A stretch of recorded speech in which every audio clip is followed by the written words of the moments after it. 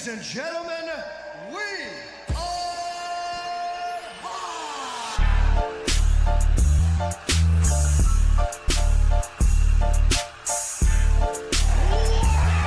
Who the fuck is that guy? I love you. My balls are hot.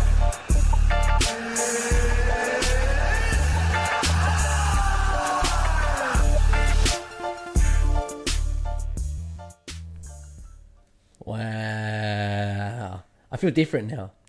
Feel different, bro. I feel completely different. Yeah. You know why? Because the people can see us. Hey, 100%. hey, first question is, did you imagine we'd look like this? Nah, not at all, bro.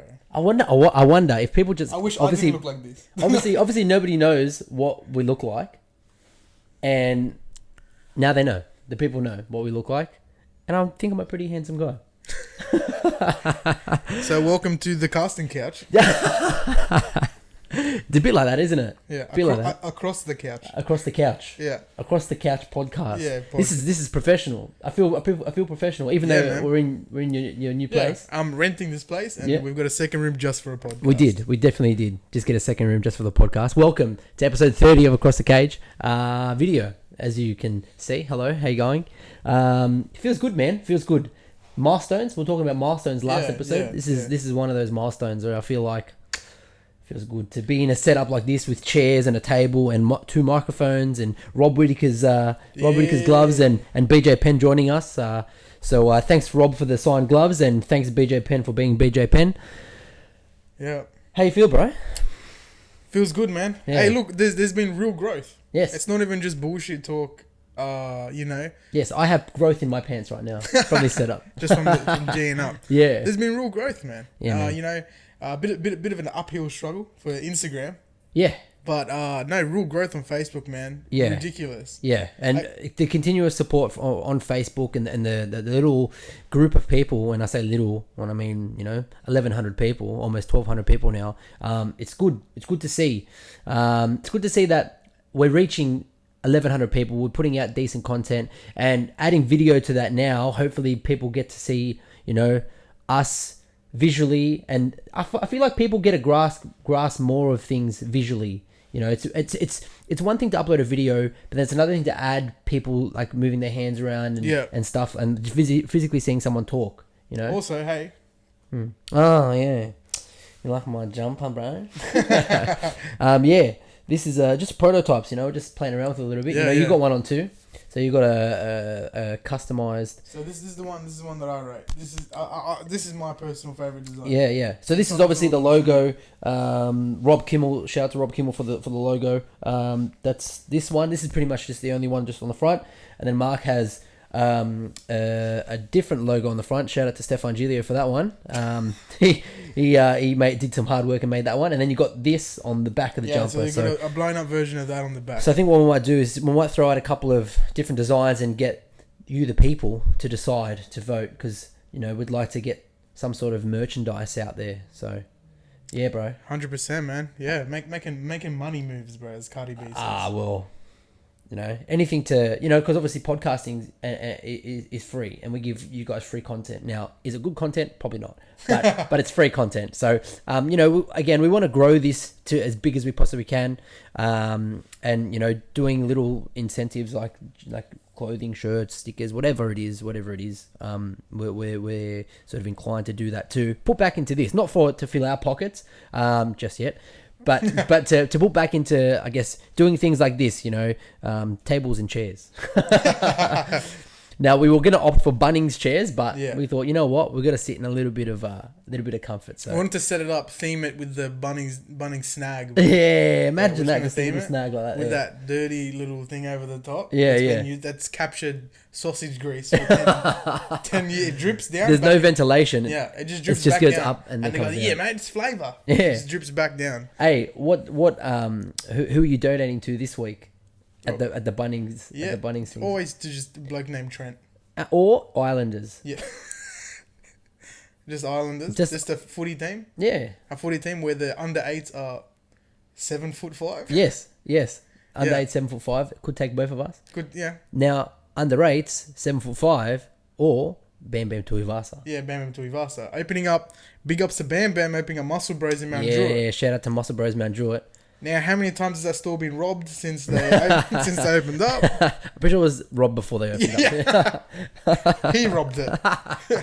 He robbed it. He gave him a quick left, right, good night, and took his own merchandise. He did. And said Eshays. Yeah, and moved on, FTA bro. Eshays, bruh.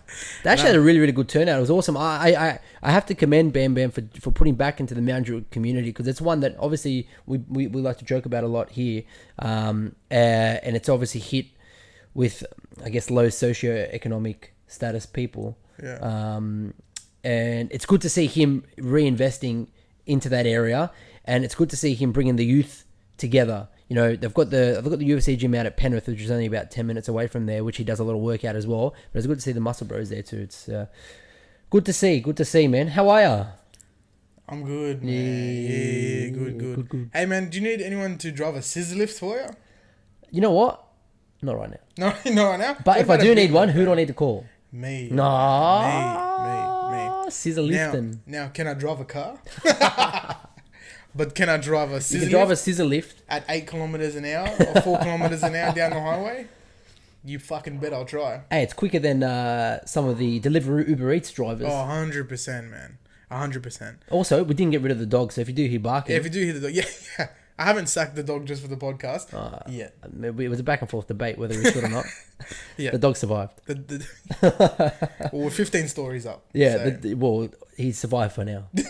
He survived for now. You clipped the balcony. Now, the first question I have for you is, where were you when Gamebred Thug Jesus... Street Jesus, Thug Jesus, Street Jesus, whatever Jesus that you want to call him, threw that ridiculous flying knee from Valhalla. Yeah. What? Why was that Valhalla also Arabic? No. I don't know what that was. Don't do it again. I won't. Don't do it again. Look, man, that I was here and I was screaming. I pulled out my phone to Snapchat it because everyone that's on my Snapchat obviously cares about what I'm doing on a Sunday afternoon. Yeah. I pulled it out to record, and Snapchat records for 7 seconds. All I needed. and I want to say that's the perfect way to say it, is that's all I needed to record that entire fight. That was live. I have a little video on my phone that makes it feel a little bit more special, because that wasn't a recording. That wasn't the playback. That was me recording live, staring at the screen, and my genuine reaction. What I want to know is the 2 seconds after the knockout, what the sound was. Was it you just going, oh fuck? Yeah. And then just cutting out? It was like complete silence, and then that knee hit, and I was like, whoa, because the split second, it didn't look. I thought he just crumpled a bit because of Robbie Lawler. Yeah. You know, because of Robbie, he got spiked on his head. He did. So And he did get wobbled there too. We won't go too deep into it because we've got so much to talk about. I'm just still speechless on the whole thing, to be honest. Man, I know. I just still can't believe that happened. It's like one of those moments in time where you sit back and go, where were you? This is the where were you moments. Yeah. You just can't. Well, I was hoping there was going to be another one with Jon Jones, though. I was hoping. I think a lot of people were banking on it. Yeah, I think so. It's unfortunate because Jon Jones, because every champion has this time where it starts to do that cycle. Yeah. And it comes back around, and people will now want you to lose. Demetrius Johnson, I feel like, got to that point. You know what? Funnily enough, I feel like he actually left at his peak of people loving him, because they were getting that feedback of people like. I'm talking about real fans. I'm not talking about the cash. Yeah. But I'm saying because people remember Dana White started already talking shit before he left, and Dana White was saying he needs to go do the double champ, this that, and Demetrius Johnson obviously lost to Cejudo. I have so much to say about the whole double champ thing as well, but we can talk about that later. Let's jump into covering UFC 239. Yep. Which was in Las Vegas over the weekend. Possibly the best card of the year. Yeah, 100% hands down was the most exciting card of the year, I think. Yeah. So far. So did you want to kick it off? Do you want to start? Yeah. Now I can't see nothing. Now, did I make a mistake of now believing I could attempt to read any of these names? Well, you know what? You wanted to take the reins. Hey, put your big boy pants on. Hey, bro. Let me fucking lift you out of here, right? On your scissor lift? On my scissor lift. Hey, you're going to need a scissor lift to do that. Is that what you name your hands? Yeah. Or your arms? When I pick them up? Yeah, exactly. Scissor and lift. Elevated working platform, bro. You can't enough. So Julia Aliva, Avli. This is hey, strap in. This is going to be an in. exciting 5 minutes. Yeah, especially waiting for you to learn how to Google something. Yeah, I know. Yeah, I know. So Just for one name as well. yeah, I know. 5 minutes just for one Just name. for one name. Well, hey man, I'm not blessed with the gift of the gab, bro. And what I am. You're blessed with the gift of the gob. Do you want me to read them? I'll read them for you. You read out the names. All right. What you said? How would you call it? What did you say the first one? Avlia. I thought it was spelled like that. Julia Avliar defeated Pani Kiazad via decision. Chance Rencountree defeated Ismail Noradev via decision. Edmund Shabazian. Man. What a submission. I think at the end of the card, Joe Rogan does a little bit of a recap of his like 3 stars or something like that. And Shabazian was one of them. Yeah. He's just ridiculously well-rounded. The golden boy, they call him. So he got the submission victory in the first round over Jack Marshman. I believe Jack Marshman's ex-military in the UK as well. So don't know what that has to do with fighting, but I mean, it just does show his character and his heart. Yeah. So that's To obviously get tapped by someone, yeah, that's right. Big Sonya Dong, bro. Man, I called this last episode, man. Alejandro Perez. Perez got donged. He got donged. He got donged. That's what he did. That's what it is. If Song Yadong needs to nickname, he should be nicknamed Song got donged Yadong. Yeah, dong. Yeah, or just that sounds like an insult. Yeah, dong. Yeah, it does, eh? Yeah. Right, bro. Don't be a dong. No, hey, let's not disrespect his whole family. We're not, because we're not saying Yadong. Hey, bro. We're not saying Yadong. We're saying dong. 12th episode, you've been racist, and now they can see you for the racist. But he doesn't have a nickname, bro. Hey, look. First off, probably one of the best fighters coming up. Moving on up. Man. He's 21 years old. Yeah. He's been fighting since he's 15. Yeah. And that was one of the cleanest punches. If you were to look up in the dictionary starched, bro, starched, that's what would happen. The way that Perez's neck just cranked back, oh my god. He didn't look in trouble at all for that entire fight. No. I think he got clipped once. I'll bring up the stats here. Obviously, there was striking was going back and forth. I think he got knocked down about the second minute. Yeah. 2 minutes and 7 seconds. They're really just feeling each other out still. Yeah, at that point. there you go. Look right here. Total strikes. 5 from Song Yadong and 3. So, Yep. from Perez. So, honestly, there really wasn't that much going. But every single strike that Song Yadong threw hit him in the head. This man's got some ridiculous fucking skills and a huge future in front of him in the UFC. It seems like he's one of the good ones coming out of Team Alpha Male. Let's just hope that he either gets out or Garbrandt it. or Garbrandt it becomes champ. He definitely has the skills to become champ, and he's still so young. Yeah, so young, man. So young, man. Claudio Gadeja defeated Randa Marcos.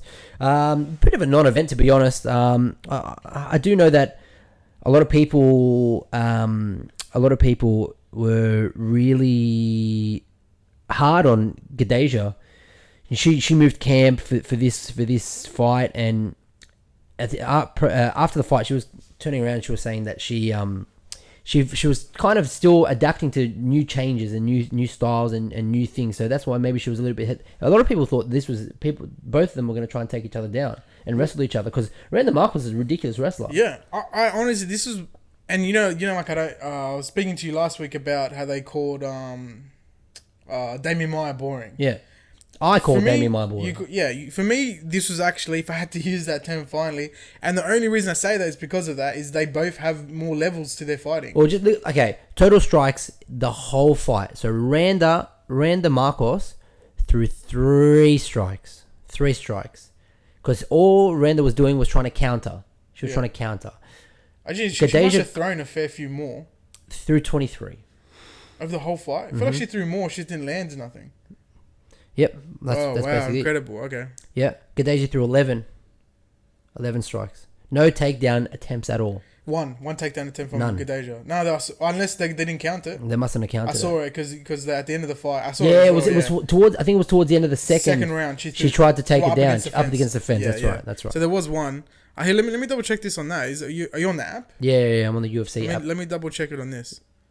Yeah, 26-41. Oh, so one takedown attempt. So it is wrong. Yeah, so the app's wrong. Gadeja with 41. So the app's wrong. Yeah, the app's wrong. Why? You're reading the whole wrong card. Oh, it's from That's 2011. Bellator, bro. Oh, one championship. Yeah, honestly, man. And Men's that's, heavyweight division. the issue with that is that Damian Maia has nothing else. Okay, good fighter, but he doesn't really have anything else. These girls have. They're well rounded. They're well-rounded. They're good. And that was they're good their at choice almost everything. They've to- got decent. Yeah, to both do what they do and still not even bring an exciting stand-up game to it. Mm-hmm. And that was the issue. Yeah. You know, there's more to it, but Well, it's good to see Gadeja getting back in the winning column. You know, she's still ranked number 5 in that strawweight division. So hopefully she can, you know, continue to put in the work. Again, she's still young, so she can continue to put in the work, keep grinding. I'm pretty sure she's at Jackson. So, well, look, man, it's not very. Doesn't feel confidence against someone against Valentina Shevchenko as your queen in that division. no, not Shevchenko. Strawweight. Yeah, it's not Shevchenko. That's Strawweight is Shevchenko. So am I talking about the wrong weight division? Yeah, strawweight Shevchenko, and then Nunes. No, then the Bantamweight women. Bantamweight women, flyweight women, strawweight women. Something along those lines. Surely it can't be. What's her name? Oh my god, she just beat Thug Rose. Jessica Andrade. That weight division. So who's Shevchenko? Which was she in? This is ridiculous. This is absolutely ridiculous. I'll tell you right now. I've got the rankings up now. Oh man, it's confusing. Women's bantamweight is Nunes, Yeah. right? And then you got women's strawweight, who's Andrade. So I was right. Okay. Shut your mouth. Yeah. So, oh man. So you got Jan Jacek against Waterson, right? Well, no. So clear up the divisions first. Yeah. So who? Nunes is a double champ. Yeah, she's In what featherweight division? champ. Featherweight and bantamweight. And bantamweight. Yeah, and then strawweight's underneath bantamweight. And strawweight's underneath bantamweight. Yeah. Okay, so I've been saying it wrong all this time, saying Nunes should challenge Shevchenko. Yeah, they to a should. fight. They should challenge. How? If that's 2 divisions beneath her, shouldn't she fight Andrade? No, where's because even on the app they don't have that even that weight division. The bantamweight one. No, bantamweight is Nunes. See, fuck confusing. Strawweight, flyweight is Shevchenko. Yeah, that's the smallest weight class. Strawweight's the smallest. Okay, so she needs to fight Shevchenko. Yes. It's fucking confusing, bro. It's confusing. No, she doesn't need to fight Shevchenko, bro. Claudia Gadeja and Shevchenko are in 2 different weight divisions. I'm talking about Amanda Nunes. Nunes. Why are you talking about her now? Because she can take 3 belts. You've got another 5 fights we need to discuss before we get into Amanda Nunes, bro. Listen, I believe she can take 3 listen. belts. Who? Amanda Nunes? I've 100%. emailed her multiple times. Creep. Now, has her PR manager said stop contacting us, saying this? And yes, I've been blocked. Multiple Nina, accounts. answer off. Yeah, Nina answer off. Says stop. I say shut your mouth. Nina, hands are off. Stupid. Completely stupid. Stupid. It's stupid. Makes no sense at all. Yeah. Lost every viewer. We need viewers first. Anyway, this strawweight division, right? So Gadeja's ranked 5. Jacek's 4. Ansaroff's 3. Tatiana Suarez 2. Nama Yunus 1. And then Andrade champ. Yeah. So maybe I think Suarez should be fighting for the belt next. I personally think that. Yep. Well, it's Maybe- Yilang. Or Wei Ling Zhang's got the Wei Ling next Zhang title is shot. fighting. So maybe Tatiana Suarez hangs off and waits for that one, or she fights Rose. Yep. It's up to. I think really, it's just up to her. I guess in that case, what she wants to do there. Rose should get a rematch. But Yeah, I don't think definitely. Rose wanted the rematch. No. Not now. She's probably Well, reevaluating. It's yeah, she probably doesn't know. She probably doesn't really like. It just seems like she doesn't care. But anyway, Yeah. that's a whole nother discussion. Next up, Where are we? Here we go. Marlon Vera defeated Nohelan Hernandez via submission in the second. never seen that name before in my life. Short. He was a short. He was a replacement. Just his name overall. Just no healing. Yeah, Nohelan. Looks like a mistake. He's gonna need all the healing after the submission. Oh man. Arnold Allen defeated Gilbert. First thing, Arnold Allen, can't trust him. What? 2 first names. Can't trust him. But can trust him to get a unanimous decision victory over... What type of decision? Listen. Over Gilbert Melendez. Yeah, Gilbert man. Melendez had a really long layoff, man. So this was a really hard fight for him to come back to. But again, Arnold Allen is one of those guys, very much like Shabazian, up and comer. Good talent. Very good to 100%. see. Very good to see. I Next feel like up, the UFC pool is getting deeper and deeper, It is. which is good to see. Next up, we got Diego Sanchez taking on Michael Chiesa. Man, it was just look. As much as I dislike Michael Chiesa, and please, Michael Chiesa, if you're watching this, don't sue me, right? It was complete total domination of Diego Sanchez. Diego Sanchez had no answer. He might be one of the, even in that division he moved up, but I can't believe he was even a division lower than he is. Yeah. But he might be one of the biggest people in his division. Like, say, if you were to spread that across, you know what I mean? So, like, big people in the division, like Darren Till in the welterweight division. Yeah. You know, he's massive. Yep. He should be in middleweight. Mm-hmm. He probably will be very, very, very, very soon. Michael Chiesa is huge for his weight class. And you have to give him credit. He's a big threat in that division. Yes, man. Big threat in that Huge. division. Just He's pretty well rounded. Yeah. His ground game, his jiu-jitsu game, unbelievable. I think he may have a bit of a attitude problem because when he took on Anthony Pettis, I feel like he gave him no respect to Anthony Pettis' jiu-jitsu. He got submitted. No. He no respect. That's why I don't like it. Yeah, well, and that might be an issue for him in the division that he's at. Yes. You know, there's so many people that he's going to try to sleep on if he keeps submitting people or keeps dominating people. Especially when he might get to his climbs the rankings. Yeah, and I don't think Khabib's a good example of someone who doesn't treat anyone like a nobody. That's right. You know, That's right. He took the Ally Quinner fight very seriously. Yeah. He took every single fight you see him in. He implements a game plan because he treats the person as a threat that could possibly end his unbeaten He respects streak. their top skill, if that makes sense. I think fully. I think even if you took on someone like 14 below, yeah, he's gonna know that he's gonna take him to the dark place. Yeah. You know, but he'll do it and finish them. Yeah. Or do it in a way that makes sure it's ensure his victory. Yeah. You know, Michael Chiesa, I remember that fight as well watching it. I don't think he got submitted in like round 2. Maybe the end of round 2. I think it was towards the end of round 2. Roughly around that. I remember him in the first round not giving any respect to Anthony Pettis and then getting submitted of all things. Especially someone like Anthony Pettis, man. You have to respect someone like Anthony Pettis. Yep.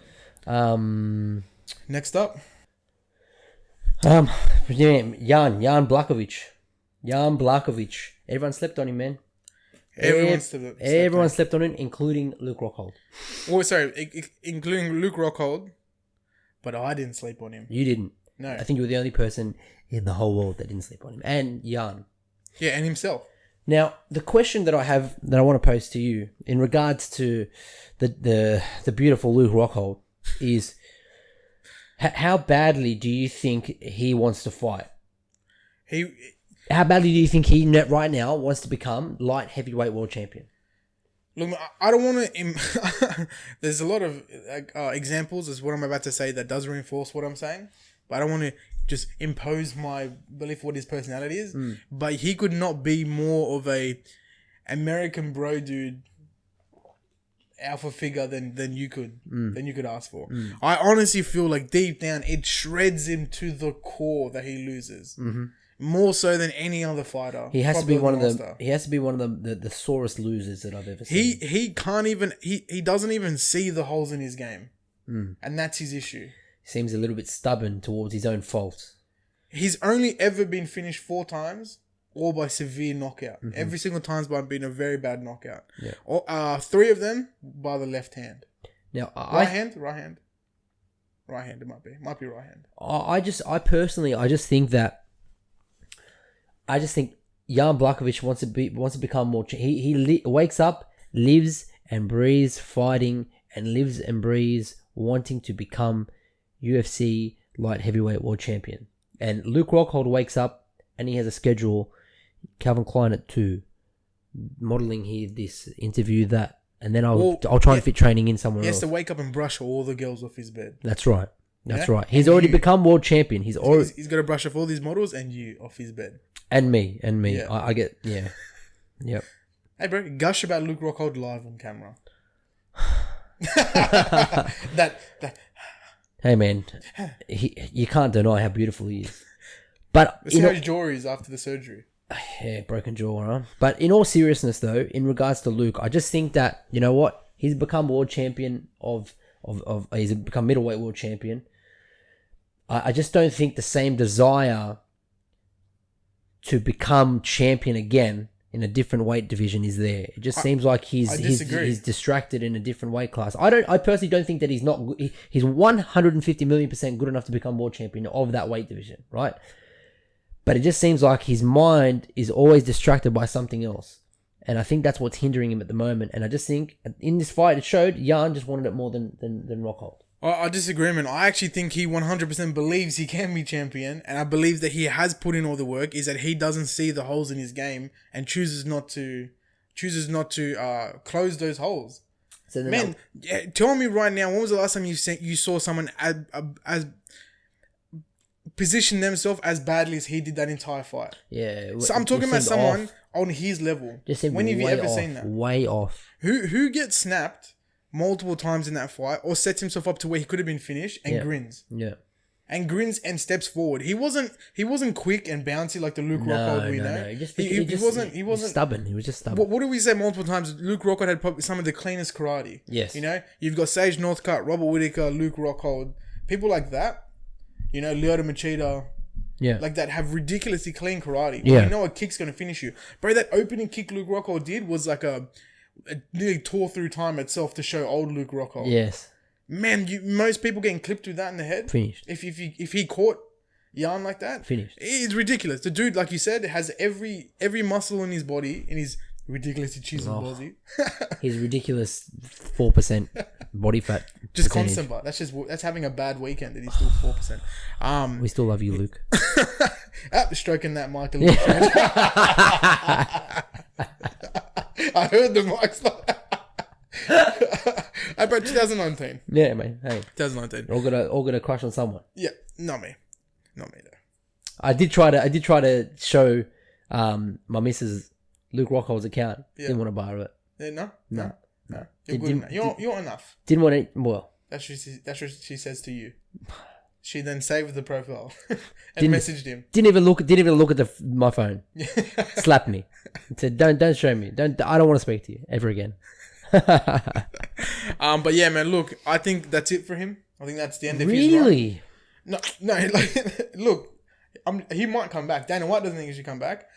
Yeah, Dana By White. all means, man. Dana White look, doesn't think anything. By all means, no, he said to retire. Yeah, I was saying he doesn't think that he should. By all means, Luke, go find one. Go find Bellator. More than happy to get some more clips of you getting knocked the fuck out. I don't want to see him do that. Hey, look, I couldn't care less. I don't want to see him do that. He's getting money. He's getting paid. He's doing it again out of this weird. I kind of get what you're saying, but you know what I mean. He's not in the right headspace as he was before. Yeah. Michael Bisping changed him and took his soul. Well, that was a turning point, I think, for Luke. I think that's when he got found out as being the guy that, you know, just he's overconfident and doesn't give enough respect to his opponents' talents and abilities. Bisping, you know, made a legacy off of it. You know, so yeah, man. Jan did what he needed to do out there, and it's hard. And I feel sorry for Jan because we're sitting here, and we're having a conversation about what's next for Luke, not what's next for Jan, and how dominant Jan was in this fight against a former world champion like Luke Rockhold. Well, the issue is we don't necessarily need to talk about it because Jan is just got savagely KO'd anyway. Yes. From Thiago Santos. Yes. So there's not much he not like we can say a title shot for him anyway. No. So he's got to move forward, and that's it. Nothing like that. Nothing like that. I just think that he's got the respect. He's got the respect worldwide right now for knocking out a former champ. Not everyone gets that on their resume. I think more people are talking about what's next for Luke. Yeah, I get it. But you know for someone like himself, he's got it now. Even on some of the clips on YouTube and such, he's trending. He has some good responses, you know? Ah, man. Yeah, I'm just trying to think about who would be next for Jan.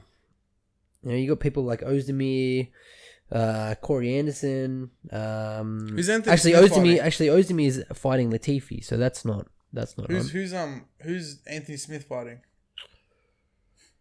No one. That would be a good fight. Luke Rockhold with Anthony Smith. No, but young Well, blood. because Anthony Smith wants that fight. Yeah, but no But need it now. won't. But it won't. No it won't need happen now. because, Luke Rockhold's not even ranked in that division. Yeah. So, anyway, Next up, man. Next up. I'm still in shock. I still can't believe it. I genuinely still cannot believe what we saw. Masvidal, man, coming in with that absolute fire. Man, that fire, bud. He came in. Man, there's a move.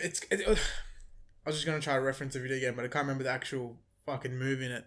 But he absolutely crushed Ben Askren in that fight. Yeah, it's very hard to sit here and have a conversation about the fight because we have 5 seconds to work off. Now, what we can talk about is the fact that this wasn't in one facet a fluke. The guy had drilled it the night before, or 2 nights before. The guy had messaged Dustin Poirier and told him, "I'm throwing a flying knee in the opening sequence of the round." And look what happened. Well, see, this is how I was reading interviews and look at that, and that they had been drilling that they're gonna throw the flying knee at some point. I think what set up the flying knee in the opening couple seconds, because they all know that's as Yod Satrai. Is it Yod Chat? How do you pronounce it? Chatri. Yod Chatri. The CEO of the owner of One Championship. Actually I saw a little blurb from him talking about why Ben Askren is still probably one of the best. That was nice. Do you want to bring that up? Sorry? Do you want to bring it up? Yeah, you can bring it up.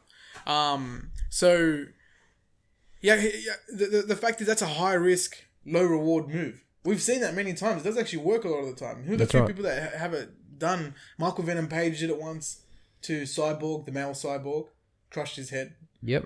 We saw Yoel Romero do it to ridiculous success against Luke Rockhold, and Chris Weidman. And now Masvidal's throwing this, but he was talking about it, and the issue was Ben Askren moving up to the center of the cage. Yeah. At the start of that, before the ref thing, so he saw that he just wanted to get going. Well, that's the thing, and I think that with Masvidal having his hands behind his back too to start off that round, it kind of gave off that vibe that okay, we're going to start slow, but obviously it didn't happen. So Chatri goes on his Instagram at Yod Chatri. People have been bombarding me for my thoughts on Ben Askren. To save time, here's what I think. And there's 5 points. I'll just read the 5 points. So, 1, Jorge's flying knee was not luck. He drilled it, he planned it, he executed it. Jorge Masvidal deserves all the props for pulling off a super hard, gutsy technique. It takes huge balls to go for it the way Jorge did, especially at the start of a high-stakes fight. I am now a huge Gamebred fan.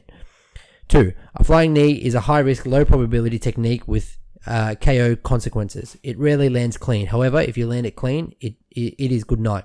Good night, Irene. 3. Despite this spectacular 5-second flying knee knockout, it does not mean Jorge is a better fighter than Ben. If they fought another 100 times, Jorge would unlikely score a flying knee KO in 5 seconds ever again. 4. It is genuinely hard to say who is the better fighter. We never got to see their skills in action in any area of the game. 5. If Jorge had dominated Ben for 1-2 rounds and then scored a flying knee knockout, or even one via unanimous decision, I would have agreed that Jorge is better than Ben. That completely just, I think, summarizes everything about this fight. Now, Jorge is just on another level at the moment in terms of fans, in terms of, popularity, in terms of everything, status with the UFC, and people are genuinely going to be scared of him now. Yep. People are going to be genuinely scared of him now. And it's good to see. It's good to see he had I think it was like a 2-year layoff. He was off recording some TV show. Yeah. He was kind of like just escaped from the world and then just came back, and that's all that everyone's talking about, man. All that everyone's talking about. He deserves it. He's on about near 40 fights or something as a professional fighter. Yeah, and even more as a 450 unprofessional fights. bare knuckle fight, man. Fought Kimbo Slice. He was fighting bare knuckle before bare knuckle boxing even existed. Exactly, man. So it's good to see him get paid. And That's right. He's getting paid. Now, I want your opinion on Askren. Just quickly, do you think he should retire? Yes or no? Not at all. Not at all. Now, was I kind of thinking he might, because he came out of retirement just for this UFC run, and he kind of got clipped with something that is a one in a 1,000 shot, 1 in a million shot, really, to pull off a flying knee in 5 seconds at the start of a fight. Yeah. And for it to land absolutely perfectly. Now, you watch the replay, that I kind of feel like if that had landed on his chin, I think he might have been alright, man. Yeah, because, Ben Askren can take a hit. Maybe I'm talking shit there. He can take a hit, though. He can. Yeah, I know, but maybe on the chin of flying knee. But he took it to the temple perfectly. His whole body seized up. His body went to shock. Yeah, but just think about the force that you can pull in from like a flying knee. Like, did you see his face? The stills of Masvidal's face. He was fucking drilling everything. that. He put everything in his knee and just everything, and drilled that into his head, and then drilled him with 2 fucking sledgehammer punches, man, to the head, to the dome. On that, what do you think about the after the fight antics? Like the 2 punches after he was already knocked out, the showboating after. Do you have a problem with that? No, so the 2 punches, bro, that happened within 5 seconds. He knocked him out on the way down, went straight. You could see his body as Askren fell back. Masvidal rolled in, getting back up from him falling over, and just threw 2 strikes. I'll do it exactly the same. Most people would. The only time is different is people would like then to compare. Oh, Mark Hunt does the walk away, but you're standing up. You're not in motion. Mark Hunt. Also, he doesn't actually do. Mark Hunt doesn't drop people off the first punch of the night. No, that's right. He's probably been in like a 2-round war with someone, and he's knocked him down multiple times. Yeah. And if you knock down someone multiple times, you knock him down maybe a 3rd time, you have that luxury to be like, is he going to get back up from this punch? That's right. Masvidal doesn't have that. No. And you're going to let Ben Askren get back up? Absolutely. You're going to let him get back up? Or try to take him on the ground? You know what I mean? Like, what's going to happen to you? Yeah, and he put it perfectly post-fight press conference, At the end of the day, my job is to go in there and fight until the referee pulls me off. So until the referee pulls me off, I'm doing my job. And that's it. Which is perfectly fair. That's it. Perfectly fair. Even the showboating after, he makes a really, really good point in that before a fight, everybody can talk all this shit. They can talk all they want. They can say things about their mothers, sisters, brothers, ethnicity, whatever.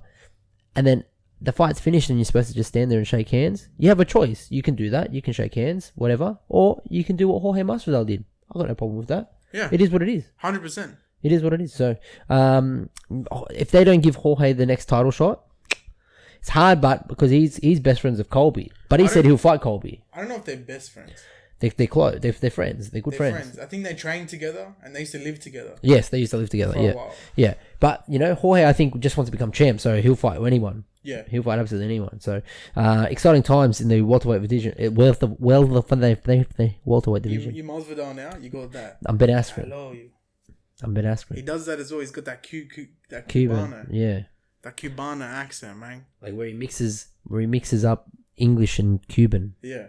What's the language? Like Spanish. Is it Spanish or Portuguese? Which one? It's Spanish. Portuguese only in Portugal and Brazil. It's not Cuban. There's no Cuban language, is there? No, there's not. Okay. There's like a Cubana. I think it's like a heritage, like a culture. Yeah. Is it like the what's it called? Usman and what's his name?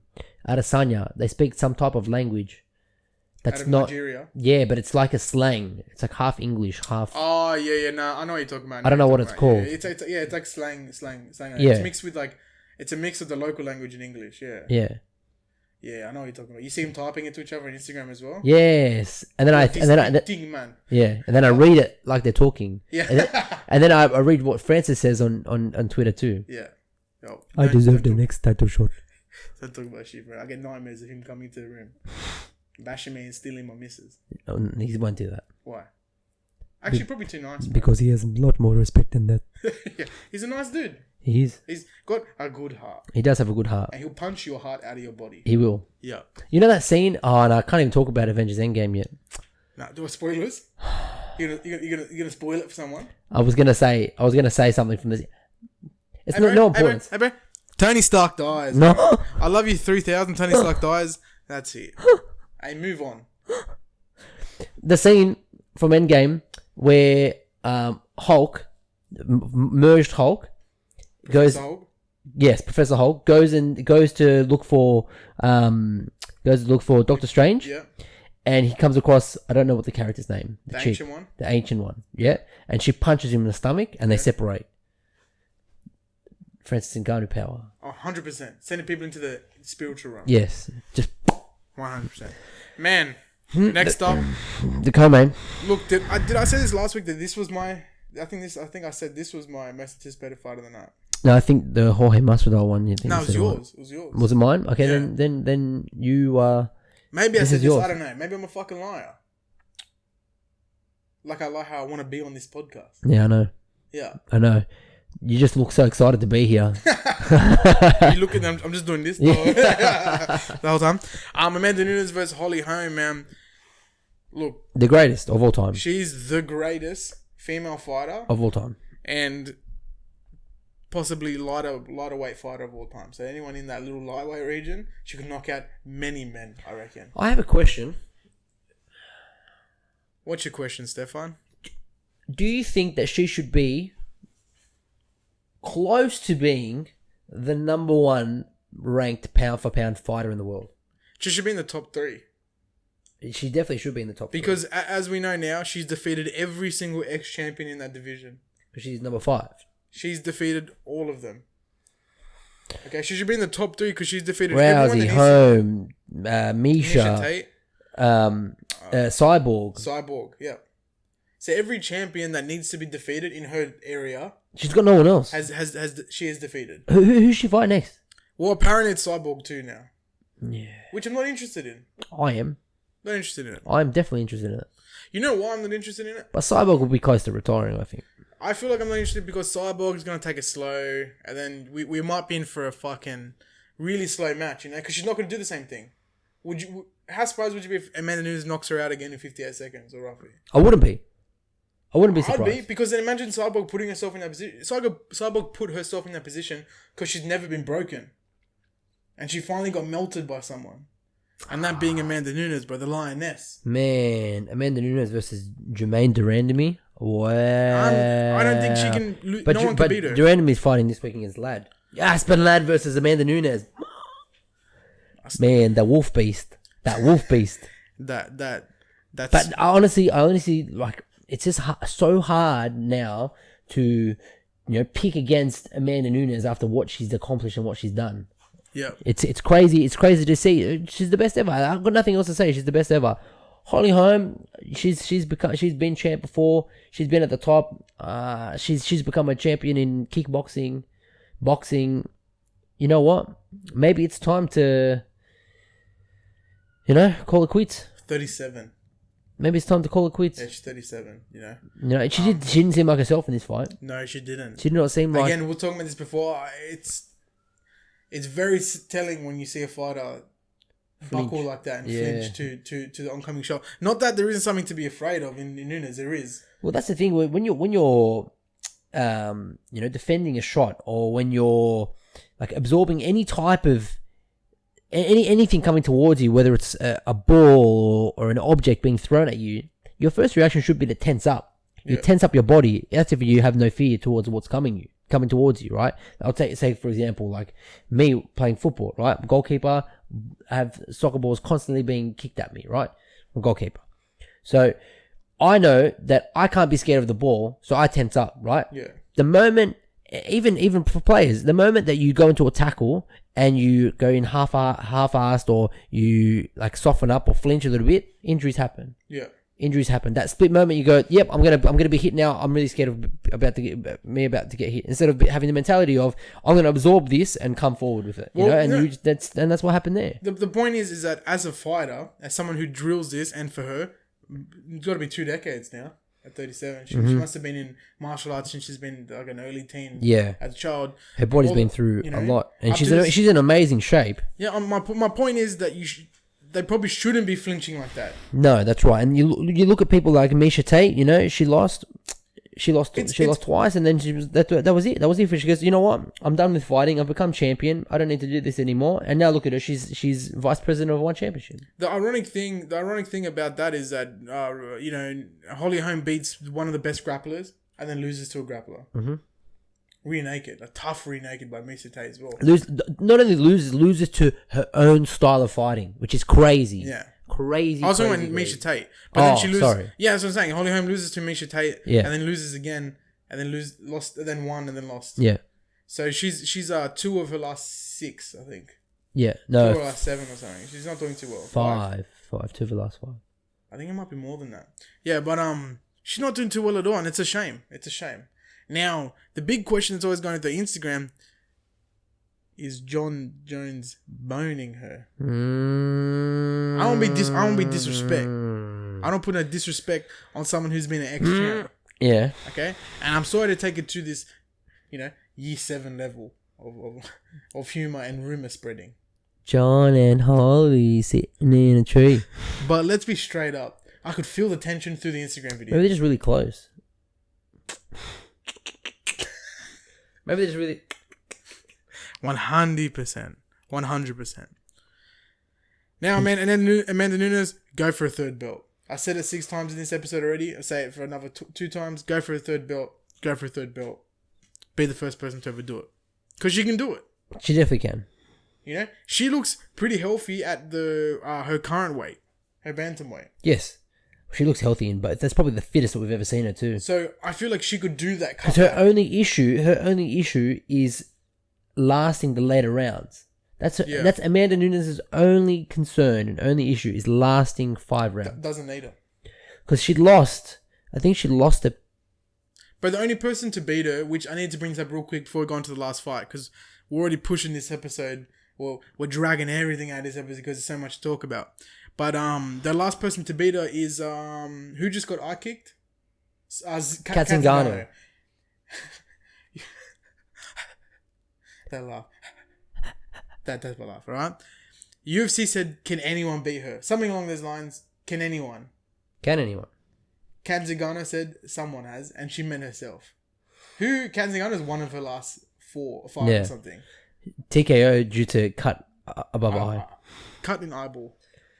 Let me just look at long toe to the eyeball. I just want to see. So so she lost by TKO to Kat Zingano in 2014. Yeah. There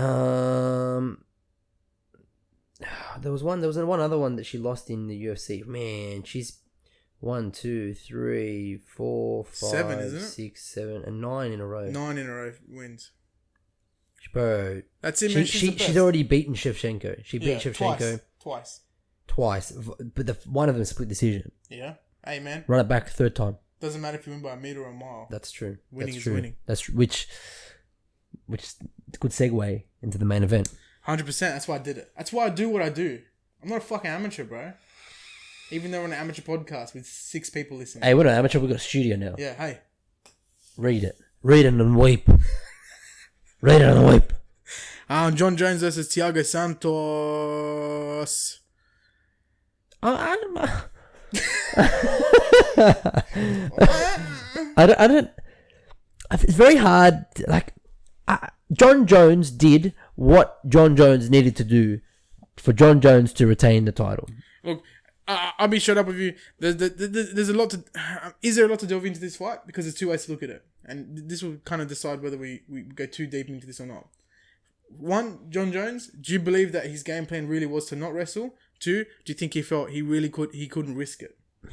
Now, the reason I'm bringing it up that way is because it's telling of the future for Jon Jones. 31, yes. Has he reached his roof? No. Now, what do you think?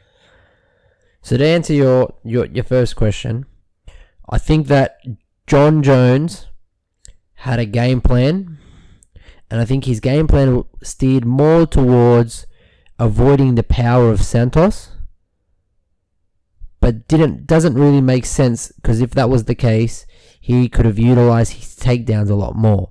But then the mentality could also be, I'm going to take him down, but he's black belt in jiu-jitsu. Hey bro, when you do multiple choice, do you so you kind of get stuck. A, B, C, and D? So you kind of, yes, you kind of get stuck in the mentality of, like, he fought cautious. He fought very cautious, very cautious. The question is why, though? I think the biggest thing was the one punch knockout power of Santos. And this is what my personal belief is. And Jon Jones definitely has a chin, because he took some shots. Took the biggest shots I've ever seen him take. Ever. Yes. More so than his fight against Gustafsson. Yeah, and I think that, and I first now he wasn't shook, he was rattled. Mm-hmm. Now you may not understand what that means, but in my head it makes sense. Yep. I mean that he wasn't sloppy. He wasn't, when Adesanya took that shot to the head from Gastelum and he stumbled back towards the cage. Yes. None of that at all. But it switched him on. Yeah, Him, like and he's he got cracked and he was like, "What the fuck was that?" What was that? Yeah. Like in the movies where they go, "What is this?" and they're bleeding, like a Yes. gun gets cut. Yes. Xerxes, he got Xerxes in 300. Thanos. Yeah. All of that for a drop of blood. 100%. Except I love Thanos always. Thanos not on peds. No, it's natural. Natural. Just 5 Infinity Stones. Are they peds? What? The Infinity Stones? No. They counted as... No. Imagine he collects all 5. Hang on, let me just call Jeff Nowitzki. Yeah, the golden snitch. Didn't pick up. Didn't pick up? No one Can't ever give you an answers answer. anyway. No. So... that was depressing. It was. Amazing fight. Through. I think that Santos can definitely... He's definitely 150 million% going to become a world champion one day. He definitely has all the skills and all the tools to become world champ. In the era of Jon Jones, I think this is his only opportunity. Now, did you see this a split decision? Or did you see I saw this? a split decision, Did you see? Well, I shouldn't say split decision. Did you see? Who do you think won this fight? Jon Jones. Jon Jones. Yeah. Okay, because I scored at Jon Jones. I think the second round was the one that tipped it off for the judges. I think you could have gone either way. Am I upset that it was a split decision and Jon Jones won? No. But I can see how people could have picked Santos to win. Now, when you compare this fight to Gustafsson versus Jones, I thought just before the 5th round that Gustafsson had won the fight. So I thought, just visually watching both fights, I thought that fight was closer for Jon Jones losing than this. But this was the biggest test. Yes. More happened. More flashy shit happened. More significant shit happened. Yeah, exactly. Whereas in this one, Thiago Santos came in with that amazing game plan, man. It's so unfortunate that he tore everything in his knee. Yes. No knee now. No. No ACL, knee. MCL. Yeah. Every L in his knee has now broken. His knee took an L. Yeah, he took an L. Yeah. I have never heard Joe Rogan more erect over the mic than that. He loves talking about people's leg injuries. Yeah. Every UFC 3. UFC 3. He loves talking about people's... Anytime someone stumbles a little bit, he gets so excited. Oh, it seems like his knee's compromised. And then yes, he says it 100%. And you can hear the other guys trying to brush him off just to move on a little bit. Hey, bro, the whole other fight to go. It's entirely possible that he's fighting this with one knee. Yeah. It's entirely possible that his knee's blown out. He could have an ACL injury. Yeah.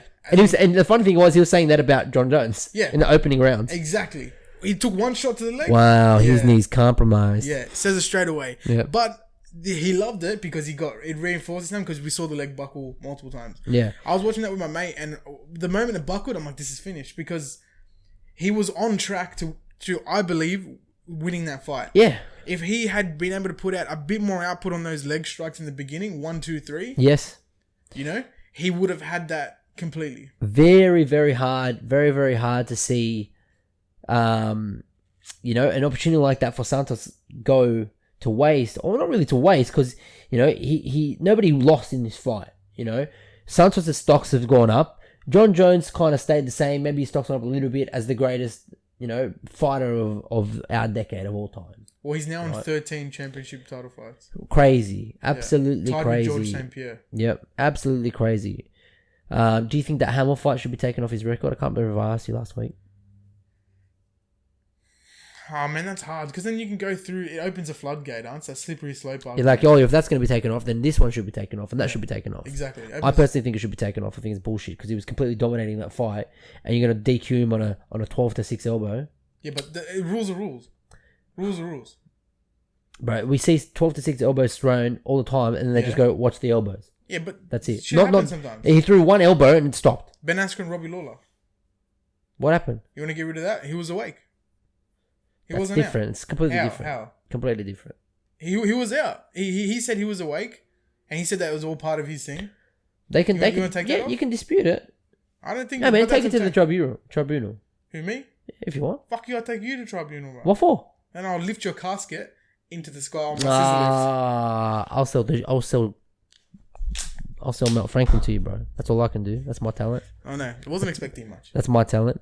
How about let's get into some news for this week, huh? The overall UFC 239. How many stars do you give it? I give it 8. 8 stars. 8 stars. Oh, we're only going off a 3-star system. But Yeah, it's changed every week. 8's all right. 8's all right. I want to go for 6.3 star system. Okay, that's fine. That's fine. I give it a 4. I feel like I need to go off like a glove system or a belt system. No, or maybe just keep it simple. 5 stars. How about we just keep it simple? Why do we need to change the apple the cart? currency every time? How many euros out of 10? Yeah, exactly.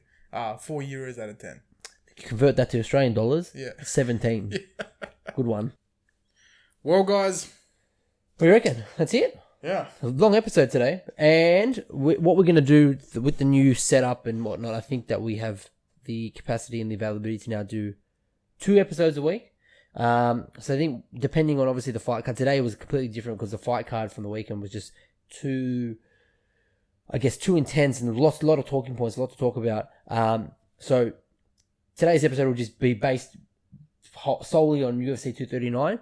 We'll drop another episode in a couple of days' time. I guess we'll cover over the news. The second part of usually our episodes will cover the news and we'll preview UFC Sacramento that's happening this weekend. But that's it, man. That's it. First one in the bank. Yeah, so just quick, we'll try to condense the episodes a bit more. So the ones that are the recaps of the actual pay-per-views, we're going to have, that will be, 30 minutes, 30 to 45 minutes. Mm-hmm. And same for the other ones. We'll try to keep them at 30 minutes, including Yank with the Bank.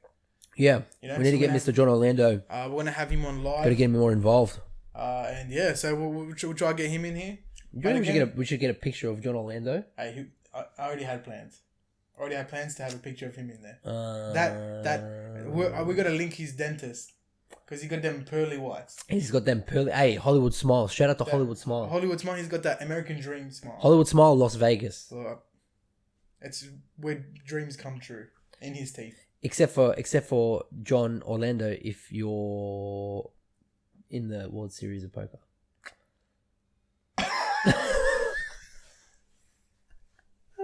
Why? Sorry, John. Why take that Sorry, John. No. I didn't. No. It's all out of comedy, bro. He's a comedian, bro. He's a comedian, man. It's all out of jokes. We actually sent him our condolences. He's got. He worked so hard to get a hitman on us, bro.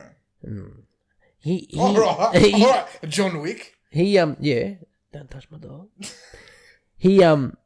He worked so hard to get into the World Series of Poker. And you know what we'll do? Talk about that in the next episode. All right, let's wrap it up. Follow us on Across the Cage on Instagram. Yes, and Twitter. Twitter's now at Across the Cage AU. So Twitter's at Across the Cage AU. Facebook at Across the Cage AU. Instagram at Across the Cage. Follow us all there. Talk to us on there. And if you have any questions, shoot us messages and whatever. All right, but we'll see you in a couple of days' time. This is our new setup. Thank you for listening and watching. See you later. Yalla, bye.